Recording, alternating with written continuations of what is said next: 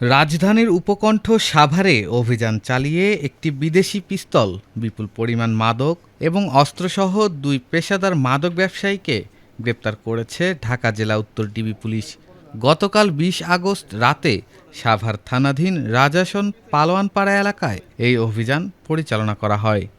গ্রেফতারকৃতরা হলেন মোহাম্মদ রাসেল বাবু ও মোহাম্মদ সজীব মিয়া।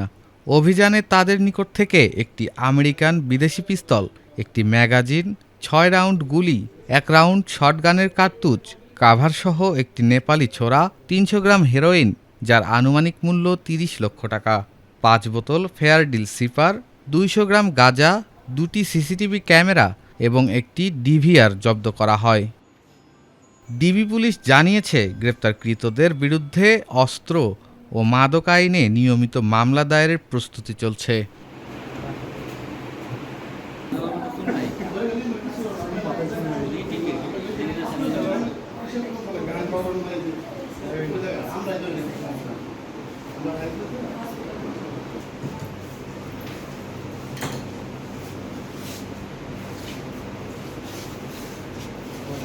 যদি